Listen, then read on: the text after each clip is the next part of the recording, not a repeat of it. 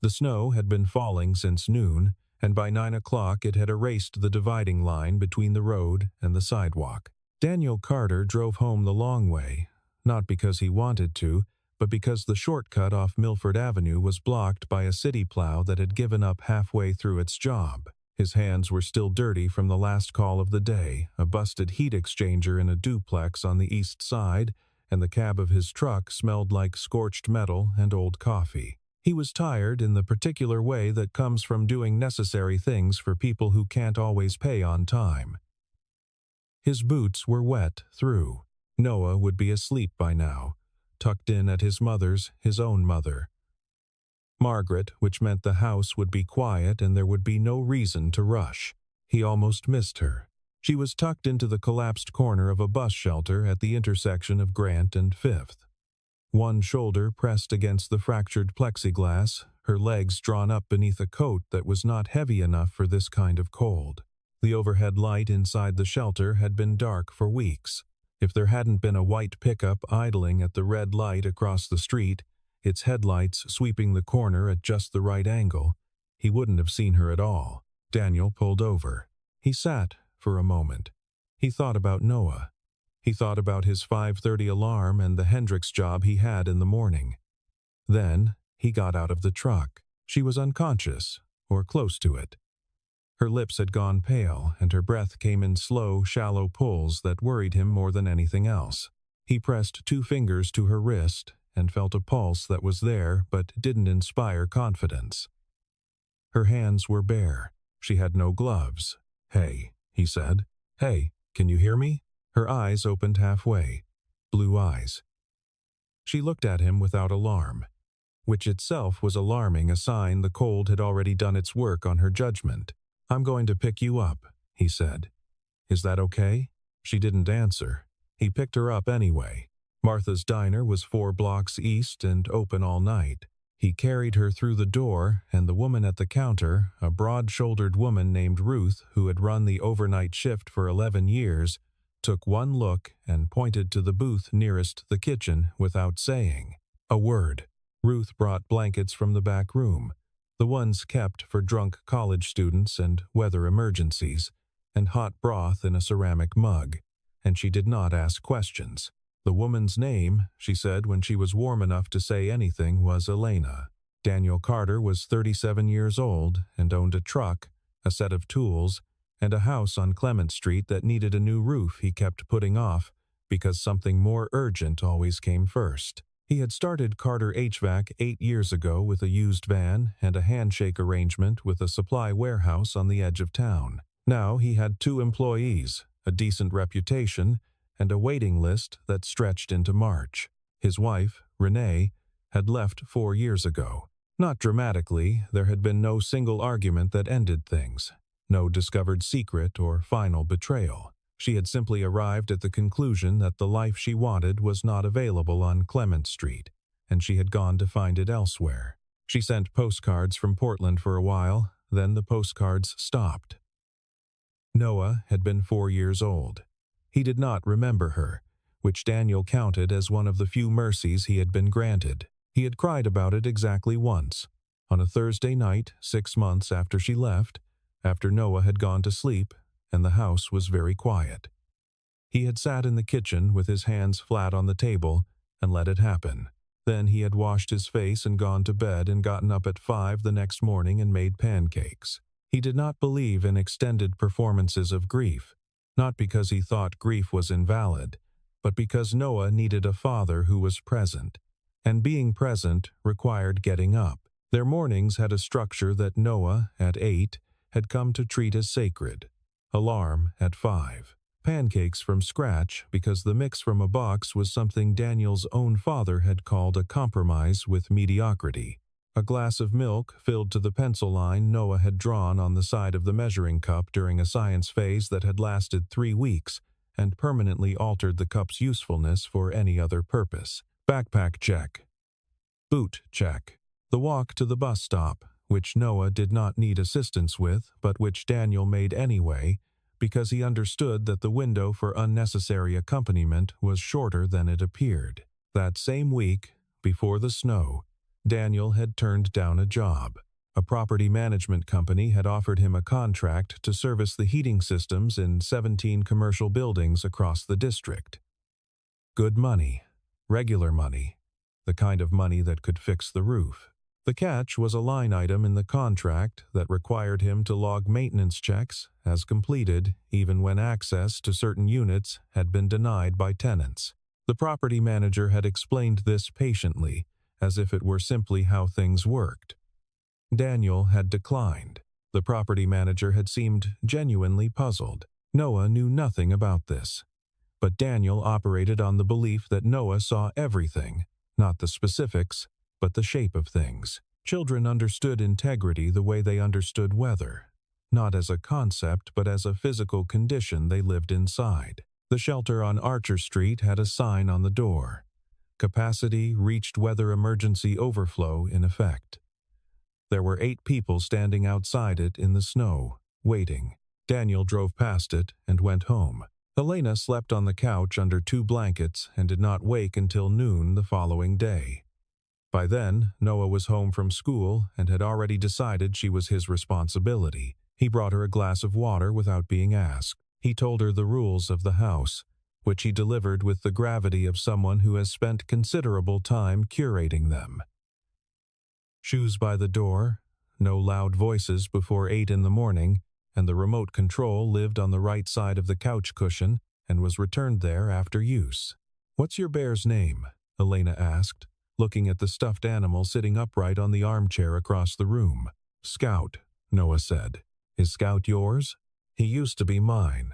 Now he kind of belongs to whoever needs him." He picked the bear up and brought it to her with both hands. The way you hand someone something that matters. When someone's cold, Scout keeps them brave. Daniel, standing in the kitchen doorway, said nothing. Elena stayed a week. Then the week became 2. By small increments and without formal announcement. She helped with the dishes. She read to Noah in the evenings when Daniel was still working. She did not talk about herself, and Daniel did not push. He had made a decision, without quite articulating it, that whatever she was running from was her business until she chose otherwise. She had a phone. He noticed it on the 3rd night, a late-model device that was plainly not consistent with the rest of her appearance. She used it only in the kitchen, after Noah was asleep, speaking in a low voice. He did not listen. What he noticed instead was smaller. She folded her blankets in the morning without being asked. She noticed when the dish soap ran low and wrote it on the grocery notepad on the refrigerator door. When she read to Noah, she used different voices for different characters. And Noah's responses, the specific, involuntary laughter that he couldn't produce on command, told Daniel she was good at it. Not performing goodness. Actually good. The week she spent in Daniel's house, Elena Hawthorne learned things she had not learned in the previous 12 years of running a company. She learned that a person could build a meaningful life with very little excess.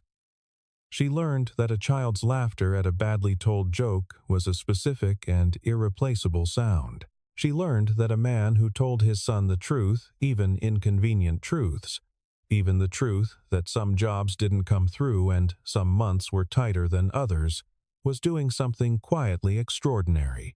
She had grown up in houses where staff managed the practical dimensions of daily life. Her father, the original Hawthorne, had understood that money was an insulation layer, that enough of it could protect you from the friction of the ordinary world. He had not meant this cruelly. He had meant it as a gift. But what Elena had discovered, over years of running the company he left her, was that the insulation also kept you from understanding what you were actually building. The data said the housing initiatives were working. The street said something more complicated. At night, after the house went still, she spoke with Clara Bennett, her chief of staff, in whispers. The situation at Hawthorne Group had grown more urgent. Victor Lang, the company's vice president of acquisitions, had been positioning himself for months. The board's confidence in Elena's leadership had been eroding since the 3rd quarter figures, and Victor had been working the phone lines with the patience of someone who believes time is on his side. There were 2 board members who had not yet declared. "You need to come back," Clara said. "The vote is in 10 days. I know. Where are you?" "Somewhere I needed to be." Elena had not planned for the stay to last 2 weeks. She had intended to spend 3 days in the city's shelters and lower-income neighborhoods, conducting the kind of first-hand research that no consultant's report could replicate. She had been doing this periodically for 6 years, checking the assumptions of her company's affordable housing initiatives against the reality of what it was like to need them. She kept it private because the moment it became public, the exercise became theater. She had not planned to be caught in a blizzard. She had not planned for the bus shelter roof to give way. She had not planned for Daniel Carter. On the day before she left, a neighbor named Phyllis stopped Elena on the front walk and asked, with a neighborly indirection that failed to conceal direct curiosity, how long she intended to stay. Elena said she wasn't sure. Phyllis smiled with her mouth and not her eyes and went inside. That evening, Elena overheard Phyllis talking to someone on her phone through the thin wall between the properties, and caught the words, "strange woman," and "doesn't seem like she belongs." She packed her things that night. She left before 5 in the morning, when the snow was coming down again and the street was empty. She left a note on the kitchen counter, weighted down with the sugar bowl. It said, "Thank you. I'm sorry I couldn't explain. I hope the Hendricks job went well. E." She had taken Scout by accident. The bear had been sitting on the couch arm beside her things, and she had gathered everything in the dark without thinking. She didn't realize until she was 3 blocks away and did not go back. She told herself she would return him. Noah found the note at 6:15 when he came downstairs for breakfast. He stood at the counter and read it twice. He folded it carefully and held it. He did not cry. "Where did she go?" he asked. "I don't know, Bud." Noah was quiet through breakfast. He ate his pancakes with the focused attention of someone conserving energy for a more important task. He had not touched Scout's usual spot on the armchair. He seemed to understand already that the bear wasn't there, and he was giving the absence its proper weight. Then, as he was pulling on his boots, he said, "Dad, do people always leave?" The question found the exact place in Daniel's chest where Renee had left a gap 4 years ago, and he felt the familiar pressure there, the one he'd learned to breathe around. "Not always," he said. "But sometimes. Is it because of us?" "No, it's because of them." He crouched down to Noah's level. Not everything that leaves is gone. Some things just go somewhere else for a while. Noah considered this with the seriousness it deserved. Then he picked up his backpack and they walked to the bus stop. The envelope arrived 11 days later. It was heavy cream paper with the Hawthorne Group letterhead embossed at the top. A tower with clean vertical lines that Daniel had seen many times on the north end of downtown without ever associating it with a name. Inside was a single card. It read, "Mr. Carter, I would like to thank you properly. Please come to Hawthorne Tower at your convenience. Ask for Clara Bennett at reception. E. Hawthorne." He went on a Thursday afternoon, after the Hendricks job and before picking up Noah. He wore his good shirt, the blue Oxford he kept for occasions that required more than a work jacket, and drove downtown. Hawthorne Tower was 52 floors of glass and steel, and the lobby was the kind of space designed to communicate that the people who worked here operated at a level you had not yet considered. Clara Bennett met him at reception. She was a precise, watchful woman in her 40s, who shook his hand firmly and led him to an elevator without small talk. On the 52nd floor, the doors opened to a view of Northbridge that included, somewhere below and to the east, Clement Street. The name was on the wall in brushed steel letters 3 inches high. Elena Hawthorne, Chief Executive Officer, Hawthorne Group. She came out of the conference room in a black suit. Her posture was different from the woman on his couch, upright, precise, calibrated. But the eyes were the same blue. She extended her hand. "Mr. Carter." He shook it. He looked at the wall. He looked at her. "I see," he said. The view from up here was one he had never considered from this angle. He could see the industrial corridor where the Hendricks job was, the older residential blocks east of Millbrook, the bus shelter at Grant and Fifth that still had its light out. From 52 floors up, the city looked organized and purposeful. Down there, in the cold, it was something else. He didn't sit when she offered him a chair. He stood near the window with the city spread below him and said nothing for a long moment. "I wasn't deceiving you for sport," she said. "I conduct these visits periodically. I want to understand what our housing programs actually produce at street level, who they reach, who they miss." "That's a good reason," he said. "It doesn't change what happened." She accepted this without argument, which he noted. He left after 20 minutes. He drove home without the radio on. The story broke on a Tuesday. Daniel didn't see it coming because he had no reason to anticipate it. A photographer who had been working a piece on Northbridge's shelter crisis had captured Elena arriving at Hawthorne Tower one morning, recognized her from the circulation that had been given to the building's security team, and cross-referenced her with the photographs that had surfaced from 2 weeks earlier street-level shots taken from across Grant and Fifth. Daniel carrying a woman through the snow. By noon, the headline was everywhere. Hawthorne CEO spent 2 weeks homeless rescued by local HVAC worker. By 3 o'clock, there was a news van parked in front of the house on Clement Street. Daniel did not answer the door. He called his mother, who drove over and stayed with Noah. He fielded calls from 2 different morning programs, declined both, and turned his phone off by 6.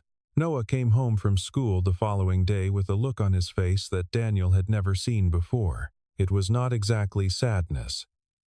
It was more like the expression of someone who has been handed information they did not ask for, and are not sure what to do with it.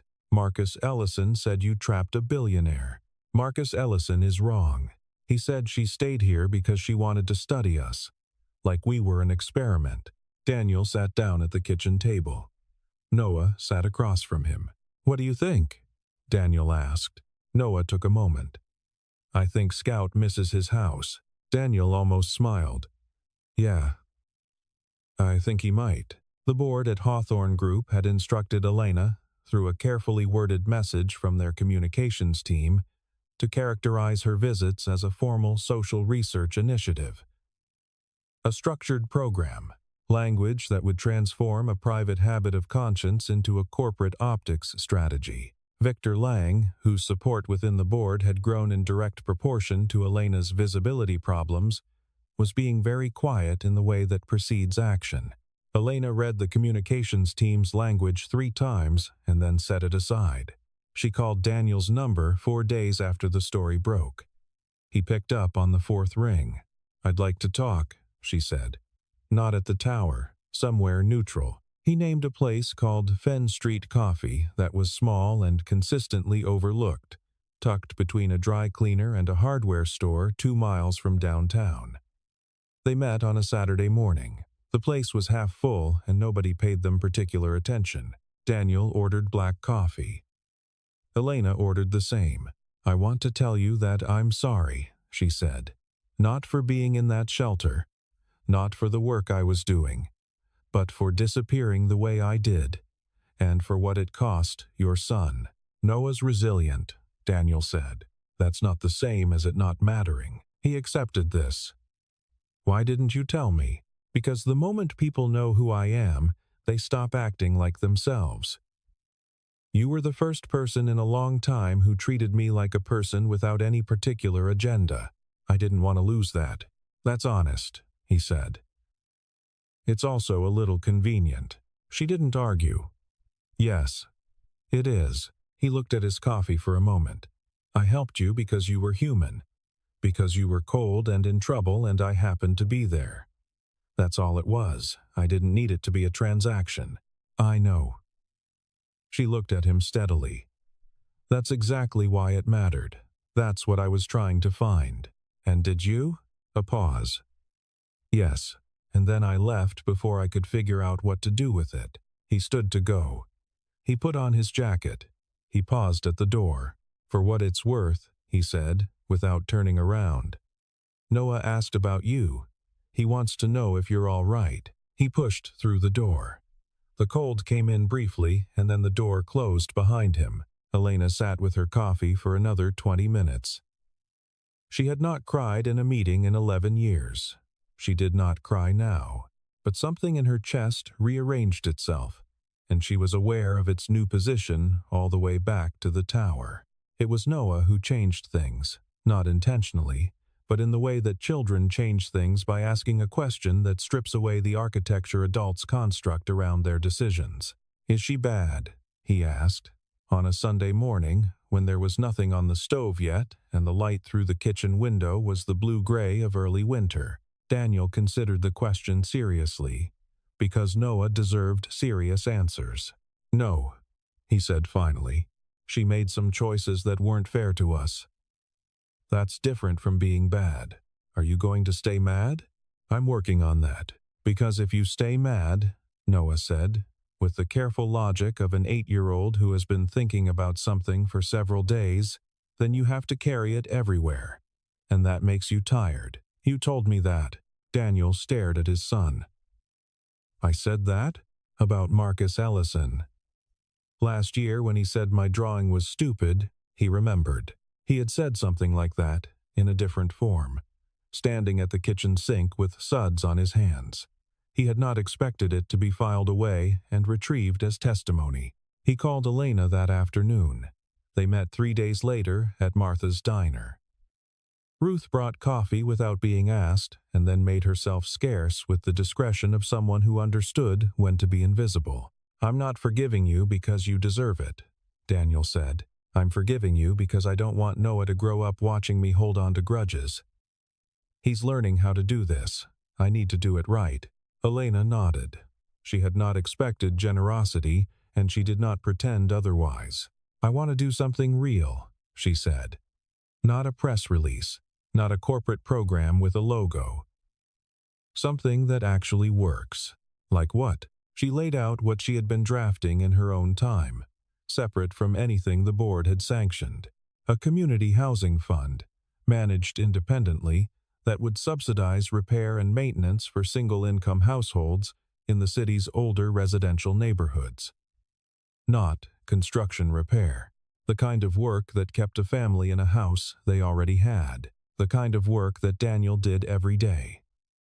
An attached program would support single-parent families with emergency expenses, structured not as charity but as a low-interest pool with no credit check requirement. "The board won't like it," she said. "Victor especially. He's been pushing to liquidate 3 of our residential properties for commercial development." "What are you going to do?" "Tell the truth. In the meeting. About what the visits were, why I did them, what I found." She met his eyes. "I'm going to say your name. If that's all right with you." He thought about it. "Yeah," he said. "That's all right." The board meeting was 3 days later. Elena presented the housing initiative with the same precision she brought to any proposal, but without the protective language the communications team had drafted. She spoke plainly about what she had seen and where she had been. She named the shelter on Archer Street. She named Martha's Diner. She said that the company's affordable housing data and the reality of affordable housing in Northbridge were 2 different things, and that she intended to close the gap. There was a silence after she finished that lasted long enough to be meaningful. One of the board members, a man named Arthur Greaves, who had been on the board since Elena's father's time and who rarely spoke during presentations, said, "How much have we allocated to programs that we've never actually visited?" Nobody answered. The question sat in the room.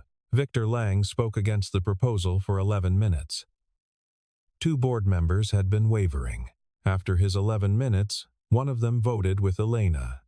The initiative passed by a margin of 1. Victor submitted his resignation 4 days later. The center opened on a Tuesday in late spring, when the snow was long gone and the maple trees along Millbrook Avenue had come back in earnest. It occupied a former warehouse at the edge of the Garfield neighborhood, 3 blocks from the bus line, 2 blocks from an elementary school. The sign above the door was simple: Northbridge Community Center Carter Hawthorne Housing Initiative. Daniel ran the operations, side intake, contractor coordination, the repair assessments that matched families with workers from a vetted local network. He had kept his own business. This was additional, and the structure of it had been designed carefully enough that it did not require him to choose. 2 afternoons a week and full days on Saturdays, when his schedule allowed. Elena oversaw the fund itself, alongside a 3-person advisory board that included Clara, a housing attorney named Bridget Forsyth, who had done pro bono work in the district for a decade, and a retired city planner named Howard Tanner, who knew where every zoning anomaly in Northbridge was buried and why. She attended the center's weekly intake sessions in person when she could, without a security detail and without advance notice to the press. Margaret Carter came on Wednesdays. She brought sandwiches and sat with families in the waiting area, which she had correctly identified as the place where most of the real anxiety lived, and talked to people with the easy warmth of someone who had raised a son by herself for 3 years after his father's death and understood what it meant to manage a household on uncertain income. Nobody knew whose mother she was until her 3rd week, when Daniel introduced her to the program director, and the program director mentioned it to someone, and after that it didn't seem to matter. Noah came on Saturdays. He had decided, with the unilateral confidence particular to 8-year-olds who have thought something through completely, that the center needed a mascot. He had given this considerable thought. He had arrived at his conclusion the way he arrived at most conclusions, by asking the right question, which in this case was, what do people need when they're scared and don't know what comes next? On the 3rd Saturday, he brought Scout. He placed the bear on the reception desk with both hands, the same way he had delivered him in the house on Clement Street 5 months earlier. He had made a small card that he leaned against the bear's left arm. It read, in his careful 2nd-grade printing, "When you're cold, borrow Scout." The receptionist, a young woman named Daria, who had started the week before and was still learning the intake software, looked at the card and then at Noah and said, "Does he come back?" "Yeah," Noah said. "He always comes back." Elena arrived that Saturday at 10:30. She had driven herself. She stood in the entryway for a moment and saw Scout on the reception desk, the card leaning against his arm. And she was very still for a moment, in the way you are still when something is exactly what it should be. Daniel was at the far end of the room, going through intake files with a contractor named Preston who was trying to schedule 3 jobs into a 2-week window. He looked up when Elena came in. He didn't wave. She didn't wave. But something passed between them that was accurate and unhurried, the kind of recognition that doesn't need punctuation. Later, when the morning's work was done and the center had emptied out for lunch, the 4 of them sat in the small break room. Daniel, Elena, Noah, and Margaret with sandwiches and coffee, and nobody said anything particularly important, which was itself important. Noah told a joke about a penguin that had no logical structure and an ending that required explanation. Margaret laughed anyway, the full kind. Daniel shook his head. Elena laughed. Not the careful, managed kind she produced in conference rooms. The other kind. Outside, Northbridge was in full spring, and the light came through the break room's single window at a low angle that caught the dust in the air and made it look briefly like something precious. Noah had finished his sandwich and was drawing on a paper napkin with a pen he had found in his jacket pocket. He drew a house, then another, then a whole street of them, each one slightly different from the last. Daniel watched him draw and thought about what he knew to be true, that kindness, offered without expectation of return, is not a loss, that forgiveness is not absolution, it is a decision about what you carry forward, that the measure of what you teach a child is not in the lessons you deliver, but in the life they watch you live. He had not set out to teach any of this. He had set out to drive home on a cold night and get some sleep before a 5:30 alarm. He had pulled over because there was a woman alone in the cold, and he happened to be the person who saw her. That was the whole story, or the beginning of it. What came after was not something he had planned or earned or deserved. It had simply been what happened when you did the ordinary thing and didn't look away. He reached over and stole a corner of Noah's napkin and drew a small bear in the margin. "Scout," Noah said, without looking up. "Scout," Daniel agreed. The light shifted. Margaret started collecting plates. Elena refilled the coffee without asking. Outside, 2 children ran past the center's window chasing something the adults couldn't see, and their footsteps made no sound through the glass, but their movement was unmistakably joyful. Noah watched them go. Then he looked down at his napkin and kept drawing.